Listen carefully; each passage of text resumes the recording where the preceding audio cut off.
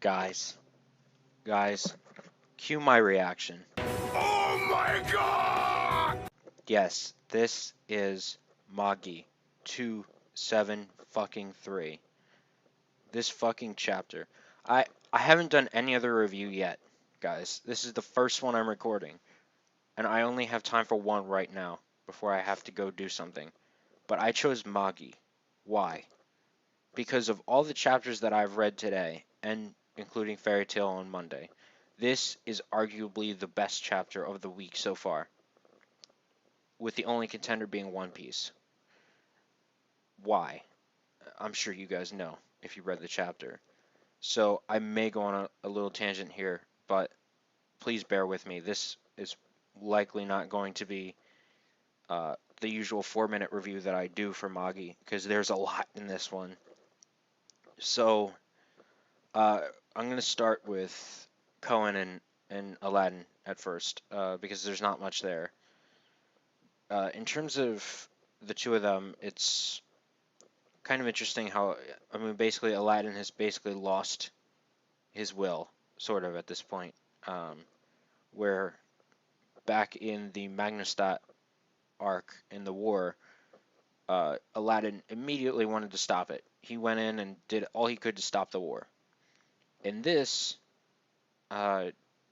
he's not doing anything. He's just sitting there, literally wallowing in his own pity, while Kohen kind of narrates the battle to him, saying, you know, Koha and Kougyoku are nearing his position. It's going to end soon. And he's not doing anything.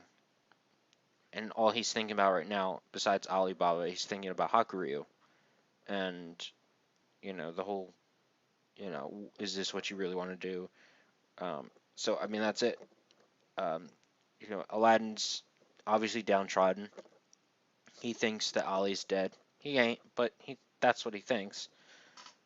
So I don't blame him for being downtrodden. Meanwhile, Cohen is being Cohen. And I guess we'll move on to, I guess, Hakuryu and I forget the girl's name, but her, where, you know, I should have seen it coming because of the belt is very Japanese, but I'll get there soon.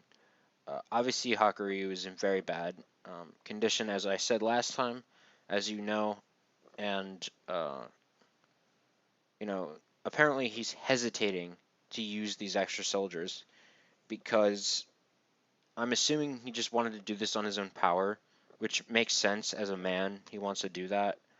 But ultimately he has no choice because Kougyoku and Koha would absolutely wreck Hakuryu. I bet even if he was at full power, I think Hakuryu would lose to Kougyoku and Koha together.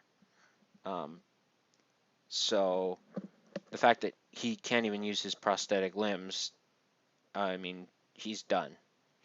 He's done. But obviously, as you know, the frickin' Seven Seas Alliance. I can't believe it. I mean, I can, but I can't at the same time. It makes so much sense, but I didn't expect it because Sinbad never did this before. Assuming this is under Sinbad's orders or kind of guiding. Frickin' these Japanese samurai type of warriors from, where the fuck are they from the kingdom of Kina and Sasan, which we get decent exposition on them in Sinbad no Boken. If you guys haven't been reading that, I would definitely highly recommend that because there's a decent amount in Sasan. So yeah, Darius and freaking Yamato. Oh my gosh. Saying that we've come to protect a sworn brother or a sworn friend of the Seven Seas Alliance, which Sinbad knew. He knew all this time. When he took in Hakuryu, made him an ally, he fucking knew the second that Hakuryu told him that he was going to destroy the Ko Empire. He knew this would happen all along. There is no doubt in my mind, if Sinbad is behind this, that he knew from the second Hakuryu told him that. He fucking knew it. Why? Because the fact that the Ko Empire, let's talk, this is where I'm going to go off on a little tangent here, is that in terms of the power struggle, the Ko Empire is by far the most powerful force over the Rame Empire and over Seven Seas Alliance. The Seven Seas Alliance is very strong. Shinria's trading company is very, very strong. There's no doubt about that. However, in terms of sheer numbers, they don't really hold up to the Ko Empire. They're very strong. Um, and yeah, I mean, they're pretty much akin to like the Chinese dynasties. And we know China's population is unbelievable. And that's one of the reasons why they were so strong back in the day was their population besides their ironworking and otherwise. It was just there's so much that they have over everybody else. They're just so well developed at this point, and they just have the numbers enough that they have the civil war on such a grand scale. That enough alone should tell you just how big the Ko Empire is. However, he knew, Sinbad knew that one day Hakuryu would do something like this. And so he had these guys on standby. No doubt in my mind. He's basically saying, look, eventually there's going to be a civil war. I know for a fact because this is Hakuryu. He's the son of Hakuto, etc. You know, the son of Gyokuen, or I don't know if he knows about Arba, but knew about it, but he knew that there was going to be a civil war at some point. And he said, look, the Ko Empire is the strongest right now, but we can fucking weaken them because the people from Sasan and the people from Kina, they can frickin' if they can beat the Ko Empire at the Kanan Plains, remember what they said. The people who control the Kanan Plains control the world. Remember that. That's what they said at the very beginning of this fight. So if they can beat the Ko Empire here and help out Hakuryu, what do you think that's going to do to the Ko Empire's forces? It's going to make them beatable, completely vulnerable. And so we have to ask ourselves, what is Sinbad's end game? What is his end game? Does he have evil intentions, or does he just want to knock them down a peg and promote peace with them? It could go either way with how Sinbad's character has been going. Um, you know, we know that Yunin does not trust Sinbad. We know that. He said it like we believe it. You know, he doesn't trust Sinbad. And we know that he's half fallen into depravity. So this could go either way. He could be the greatest enemy in Magi, or he could be the greatest ally at the end. We just don't know. And if he is the villain, he could potentially be, mark my words, one of the greatest, without a question, one of the greatest villains in anime manga history. By far.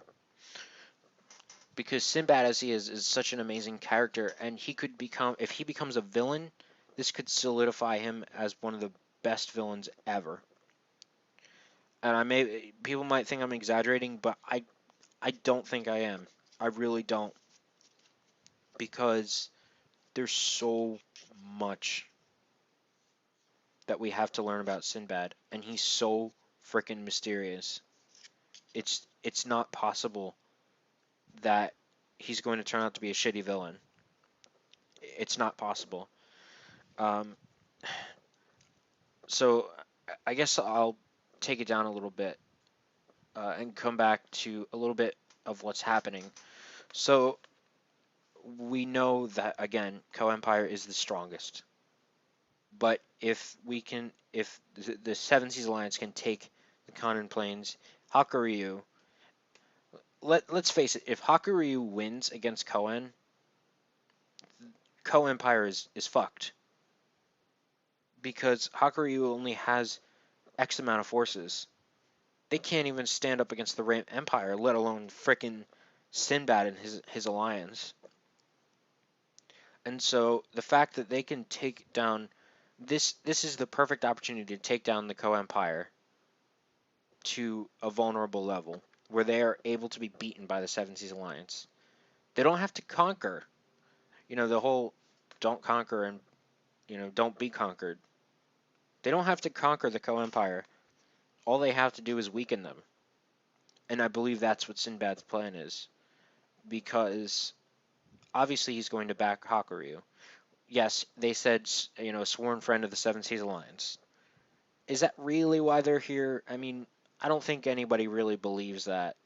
Um, I mean, it could be, but I don't think anybody actually believes that's the truth, at least the whole truth. I think more or less the bigger issue is the Co-Empire's strength. And it's obvious that they would lend a hand to the weaker side, not the stronger side, obviously, because if they lended a hand to Koen, then Hakuryu would be crushed, and the Co-Empire would just go about their business, being the strongest still. But if they help out the weaker side, they don't even have to destroy him. They don't have to win. They just have to cripple their forces, pull out, and hope they're on birth control, right? No, I'm just, I'm just kidding. But yeah, I mean, like I said, it makes so much sense, but I didn't see it coming. I should have because of that belt. That belt was that belt is Japanese. I should have said, Japanese. Oh wait, don't they have allies that look kind of Japanese? I don't know. But no, I seriously 100% thought it was Al Thaman before the Seven Seas before Kina came out. I was like, she looked like she was from Al Thaman, besides the belt. Um, well, I mean, she kind of looks like Japanese, but kind of. But I completely thought it was going to be Al Thaman. Because I thought what was going to happen was that Hakuryu was going to take over Al Thaman, become its new leader, basically become Gyokuen 2.0, and ultimately, you know, get killed in the end. I don't know, by Koen or Alibaba or Aladdin or somebody. Um, but that's not the case, it seems, for now. Because at this point, Hakuryu is just a pawn. And there's no way he's going to do anything of significance in the end. I think he's either going to get killed or he's going to join, the other side again and be part of Team Aladdin. Um, so I guess I'm going to end there with the actual review. This chapter was awesome. This is the Magi that I signed up for. Not that overly long flashback about Solomon and his pity party. Not about Deus Ex Machina in Aladdin. This is what I signed up for. And I am very happy that this is what we're getting. So thank you guys for listening, and we'll see you guys next time.